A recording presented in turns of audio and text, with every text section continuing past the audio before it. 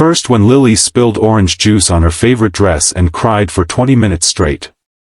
Then when his sister Tara called to confirm she could babysit and casually asked, "You sure you're ready for this?" And finally when he looked in the mirror and saw the faint shadows under his eyes, the souvenirs of too many solo parenting nights. But he didn't cancel. He needed this. Needed to remember he was more than just Lily's dad. At 34, he still wanted to feel like a man who could be wanted. The restaurant was upscale but cozy, exposed brick, candlelight, jazz low in the background. He arrived early, ordered sparkling water to calm his nerves, and checked his phone every 30 seconds. Then she walked in. Emily. Dark auburn hair swept over one shoulder, simple navy dress, warm hazel eyes that found him immediately. She smiled, open, genuine, no trace of the guardedness he'd seen in so many dating profiles. "Mark?" Her voice carried just enough to cut through the murmur of the room. He stood too fast, chair scraping. "Emily." "Hi." "Wow, you're even prettier in person." She laughed softly. "You're sweet. And taller than your pictures." They sat. The waiter brought menus. Conversation started easy, favorite movies, she loved old rom-coms, he confessed to being a sucker for Pixar, worst first date stories, hers involved a guy who brought his mother, his involved a woman who asked if Lily was potty-trained yet before the appetizers arrived. Everything felt normal. Good. Hopeful.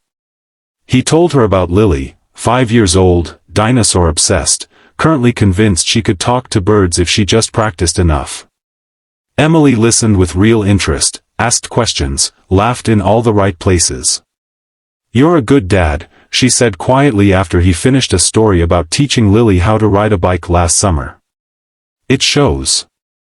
Mark felt warmth climb his neck. "I try. Some days I feel like I'm failing spectacularly." "Welcome to parenting," she replied with a small smile. "Even the two-parent versions feel that way half the time." He tilted his head. "You sound like you know." She hesitated, just a second, then nodded. "I do." Before he could ask more, his phone buzzed against the table. "Tara."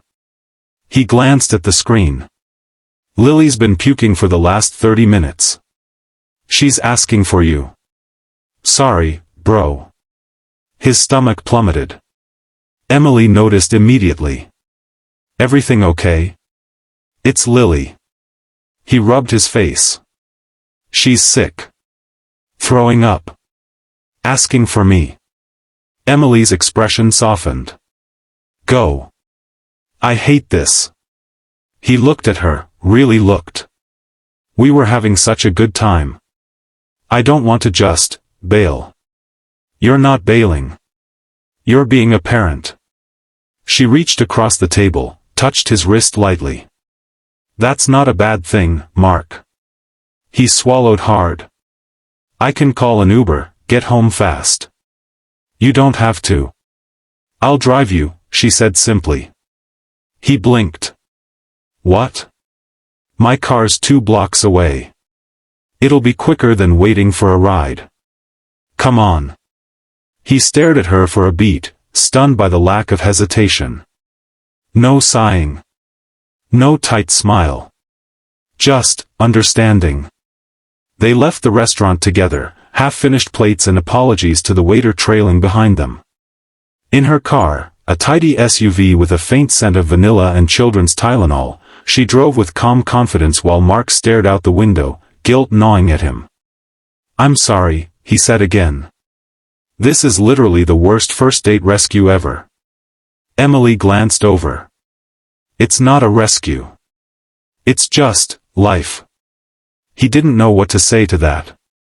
When they pulled up to his modest ranch-style house, the porch light glowed yellow.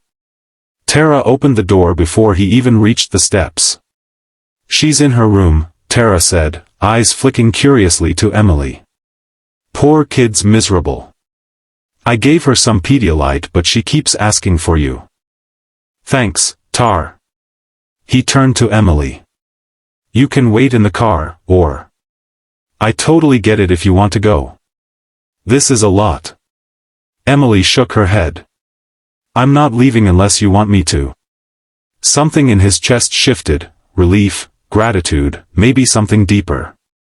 He led her inside. Lily's room smelled faintly of sickness and strawberry shampoo. She lay curled on her side, face flushed, clutching her stuffed stegosaurus. Daddy? Her voice cracked. Right here, Peanut. He knelt beside the bed, smoothing her damp hair. I'm so sorry I wasn't here sooner. Lily's lower lip trembled. My tummy hurts. I know. We'll fix it, okay? Her glassy eyes slid past him to the doorway. Who's that lady? Mark glanced back. Emily stood just inside the threshold, hands clasped, expression gentle.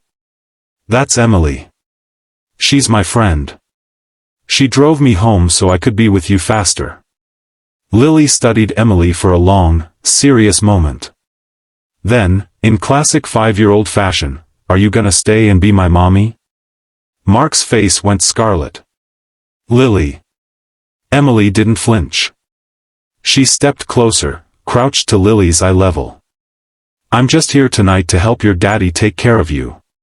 How does that sound? Lily thought about it. Okay. Can you read me the dinosaur book? Daddy does the voices wrong. Mark huffed a laugh despite everything. I do not do them wrong. You do too. Emily smiled. I'd love to read the dinosaur book. She settled on the edge of the bed. Mark handed her the worn paperback, Lily's favorite, about a T-Rex who wanted to be a ballerina. Emily began reading, voices perfect, timing impeccable. Lily's eyelids drooped within minutes. Soon, soft snores filled the room. Mark and Emily slipped out quietly, closing the door halfway. In the hallway, Mark leaned against the wall, exhaling like he'd been holding his breath for hours. That was intense. I'm sorry you got dragged into puke patrol on date 1. Emily turned to face him. Mark, I need to tell you something. He braced himself. Okay. She took a slow breath. I was going to tell you tonight anyway, over dessert maybe. But now feels like the right time, or the worst time. I'm not sure. He waited. I'm a single mom. The words hung between them, simple, seismic. Mark blinked. You have a child? A daughter. Mia. She's 7. Her dad left when she was 2. It's been just us ever since. He stared at her, pieces clicking into place, the way she'd understood without explanation, the quiet strength, the lack of judgment. Why didn't you tell me earlier? He asked softly. Because most guys hear, single mom, and either disappear or get this weird savior complex. I wanted you to meet me first. Not the label. Mark let out a quiet breath. I get it. God, I get it. She gave a small, nervous laugh. So, you're not running for the door? Are you kidding? He stepped closer. I spent the whole drive here terrified you'd be gone when I came out of Lily's room. But you stayed. You read her a story. You didn't make me feel guilty for being a dad. Emily's eyes shimmered. Kids come first. Always. He reached out, hesitated, then gently took her hand. You can leave, you know. I'm a single dad.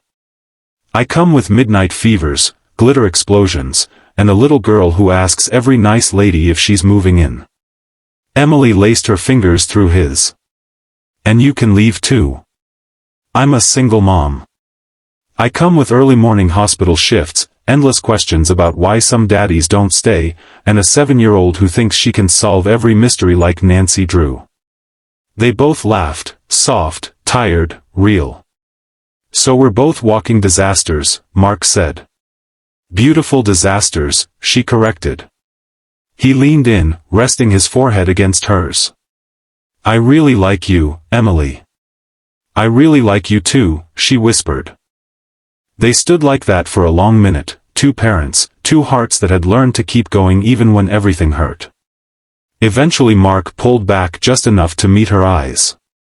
Want to stay for coffee? No pressure. Just, sit with me a while. Emily smiled, small, bright, hopeful. I'd love coffee. They walked to the kitchen together. He started the pot. She leaned against the counter, watching him with quiet affection. Outside, the night was still. Inside, two people who'd both been told, you come with too much, finally found someone who said, I want it all. And for the first time in years, neither of them felt like they were carrying the weight alone.